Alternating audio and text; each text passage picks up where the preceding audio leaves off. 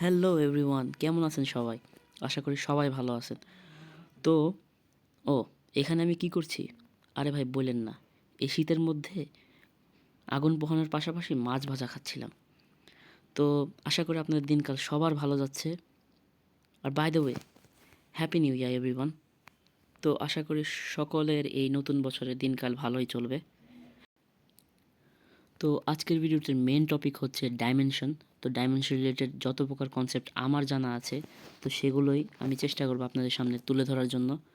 তো ভিডিওটা না টেনে সম্পূর্ণ দেখার অনুরোধ রইল। তো চলেন দেরি না করে ভিডিওটা শুরু করা যাক।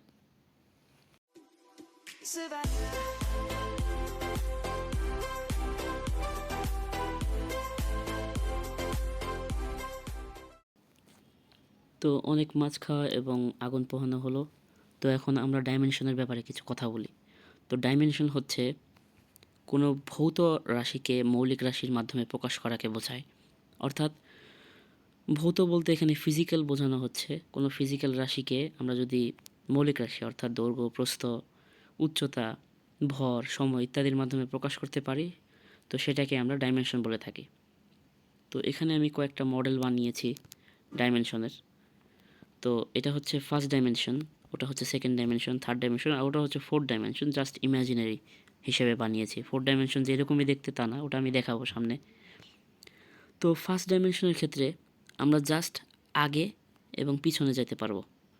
এখানে কোনো এক্সট্রা কোনো ডাইমেনশন নাই। এটা হচ্ছে ফার্স্ট ডাইমেনশন। আর সেকেন্ড ডাইমেনশনের কথা যদি বলি, এখানে আরেকটা এক্সট্রা ডাইমেনশন অ্যাড হয়, যেটা হচ্ছে দৈর্ঘ্য এবং প্রস্থ। তো অর্থাৎ এখানে দৈর্ঘ্য আছে, প্রস্থও আছে। কিন্তু থার্ড ডাইমেনশনের ক্ষেত্রে এখানে আরও একটা এক্সট্রা লেয়ার অ্যাড হয় বা ডাইমেনশন অ্যাড হয়, সেটা হচ্ছে উচ্চতা। যদি উচ্চতায় যাই তাহলে আমরা এটা হচ্ছে থার্ড ডাইমেনশনে দেখতে পারবো। আর এই ডাইমেনশনে মূলত আমরা বসবাস করি। আরেকটা জিনিস ইন্টারেস্টিং লক্ষ্য করতে পারছেন নাকি জানি না, ফার্স্ট ডাইমেনশনের অনেকগুলো স্ট্যাক বা ইনফিনিট অ্যামাউন্ট, এখানে তো ইনফিনিট দেখানো হচ্ছে না, কিন্তু ফার্স্ট ডাইমেনশনের ক্ষেত্রে একটা স্ট্রেট লাইন, আর ওই অনেকগুলো স্ট্রেট লাইন মিলেই হয়েছে সেকেন্ড ডাইমেনশন। আর সেকেন্ড ডাইমেনশনের অনেকগুলো লেয়ার মিলেই হয়েছে থার্ড ডাইমেনশন। অর্থাৎ একটি হায়ার ডাইমেনশন অনেকগুলো লোয়ার ডাইমেনশনের সংযুক্তে তৈরি হয়। অর্থাৎ থার্ড ডাইমেনশনের কথা যদি চিন্তা করি, দেখেন সেকেন্ড ডাইমেনশনের অনেকগুলো লেয়ারের মাধ্যমেই কিন্তু এই থার্ড ডাইমেনশনটা তৈরি হয়েছে। আর এর ফলে আমরা বলতে পারি যে কোনো হায়ার ডাইমেনশন অর্থাৎ থার্ড ডাইমেনশন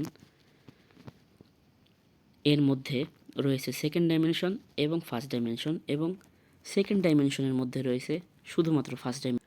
ডাইমেনশনের ভিতরে আর একটা ইন্টারেস্টিং জিনিস আছে, সেটা হচ্ছে কোনো ফার্স্ট ডাইমেনশনের ক্রিচার কখনো সেকেন্ড ডাইমেনশনকে দেখতে পারবে না, কন্ট্রোল করতে পারবে না, এমনকি এটার অ্যাক্সেসও পাবে না।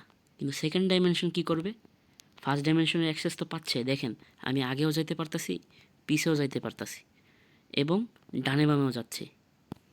ফার্স্ট ডাইমেনশনে কিন্তু ডানে বামে যেতে পারতো না। তার মানে কি, আমি সেকেন্ড ডাইমেনশনে থাকা অবস্থায় আমি সামনে, পিছে, ডানে, বামে সব দিক যেতে পারছি। এর কারণে আমি ফার্স্ট ডাইমেনশনের অ্যাক্সেস সহ ডানে বামের অ্যাক্সেস পাচ্ছি।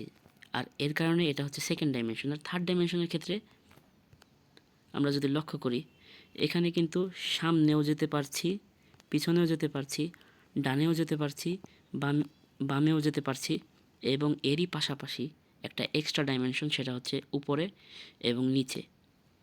তো উপরে নিচেও আমরা এই ডাইমেনশনে যেতে পারছি। তো তার মানে হচ্ছে হায়ার ডাইমেনশন তার সকল লোয়ার ডাইমেনশনকে কভার আপ করতে পারবে, অর্থাৎ অ্যাক্সেস পাবে তারা। তো আমি যদি থার্ড ডাইমেনশনে থাকি, তাহলে আমি সেকেন্ড ডাইমেনশন এবং ফার্স্ট ডাইমেনশন আমার কাছে পান্তা ভাত। তো এইভাবেই ফোর্থ ডাইমেনশনের ক্রিচারগুলোও আমাদের থার্ড ডাইমেনশন এবং সেকেন্ড ডাইমেনশন তাদের কাছে পান্তা ভাত। অর্থাৎ ফোর্থ ডাইমেনশন অ্যাক্সেস পাবে থার্ড ডাইমেনশনকে এবং সেকেন্ড ডাইমেনশনকে, এবং এরই পাশাপাশি ফার্স্ট ডাইমেনশনকে। তো as a second dimension being আমরা মনে করতে পারি যে সামনে যে বস্তুটা আছে সেটা হচ্ছে একটি বাড়ি। তো দেখে কিন্তু স্বাভাবিকই মনে হচ্ছে, কিন্তু যখন আমরা থার্ড ডাইমেনশনে চলে যাব তখন আমাদের পার্সপেক্টিভ সম্পূর্ণ আলাদা হয়ে যাবে। কারণ সেখানে একটি ভিন্ন ডাইমেনশন চলে আসবে, সেটা হচ্ছে উচ্চতা। তো আমরা যদি উচ্চতা থেকে এই বিষয়টা দেখি, এটা কিন্তু বাড়ি না, এটা জাস্ট বাড়ির সামনের অংশ। তো এইভাবেই ভিন্ন ভিন্ন ডাইমেনশনের ক্রিচার বা বলতে পারেন যে বিইং, ওরা ভিন্ন ভিন্নভাবে সকল কিছু দেখে থাকে। তো আমরা থার্ড ডাইমেনশনে যেভাবে আমরা সকল কিছু দেখি, সেকেন্ড ডাইমেনশনে ওইভাবে দেখে না তারা, মানে যারা সেকেন্ড ডাইমেনশনের ক্রিচার আছে। আর যারা থার্ড ডাইমেনশনে বসবাস করে তারা ফোর্থ ডাইমেনশন দেখতে পারে না, কারণ আমাদের অ্যাক্সেস শুধুমাত্র লিমিটেড থার্ড ডাইমেনশনেই। তো ভিন্ন ভিন্ন ডাইমেনশনের ভিন্ন ভিন্ন পার্সপেক্টিভ অনুসারে আমরা সকল কিছু দেখে থাকি। আর একটা জিনিস আপনারা লক্ষ্য করেছেন কিনা আমি জানি না, সেটা হচ্ছে একটি হায়ার ডাইমেনশন যদি আমরা থার্ড ডাইমেনশন চিন্তা করি, তো ফোর্থ ডাইমেনশন যদি একটি বক্স হয়, তো ওই বক্সের ভিতরে আমরা থার্ড ডাইমেনশনের অ্যাক্সেস পাচ্ছি, সেকেন্ড ডাইমেনশনের অ্যাক্সেস পাচ্ছি, আর ফার্স্ট ডাইমেনশনের অ্যাক্সেস পাচ্ছি, কারণ বক্সটা হচ্ছে ফোর্থ ডাইমেনশন। এক্ষেত্রে আমরা বক্সে তার লোয়েস্ট যত প্রকার ডাইমেনশন আছে সকল কিছুর অ্যাক্সেস পেলেও আমরা কিন্তু এই ফোর্থ ডাইমেনশন অর্থাৎ হায়ার ডাইমেনশন অ্যাক্সেস পাচ্ছি না, জাস্ট এটা অনুভব করতে পারতেছি। তো এখন যদি আমি ফিফথ ডাইমেনশনের কথা বলি, তো ফিফথ ডাইমেনশন যদি মনে করেন একটি বক্স হয়, তো ওই বক্সের ভিতরেই ফোর্থ ডাইমেনশন এক্সিস্ট করে, থার্ড ডাইমেনশন এক্সিস্ট করে, সেকেন্ড ডাইমেনশন এক্সিস্ট করে এবং ওয়ান ডাইমেনশন এক্সিস্ট করে। তো এই সকল ডাইমেনশন একটি বক্সে এক্সিস্ট করে, যে বক্সটা ওটার মানে এর সকল ডাইমেনশনের সবার উপরে। অর্থাৎ যদি এখানে আমি ফোর্থ ডাইমেনশনেরটাকে বক্স ধরি, তো এই বক্সের ভিতরে এক্সিস্ট কী করে, third dimension, second dimension, first dimension.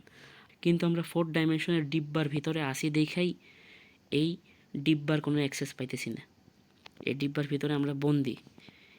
তো আইনস্টাইনের থিওরি মতে সেকেন্ড, থার্ড, ফার্স্ট এই সকল ডাইমেনশনের পরে যে ডাইমেনশনটা হয় অর্থাৎ ফোর্থ ডাইমেনশন, এটাকে সময় বলে আখ্যায়িত করেছেন আইনস্টাইন।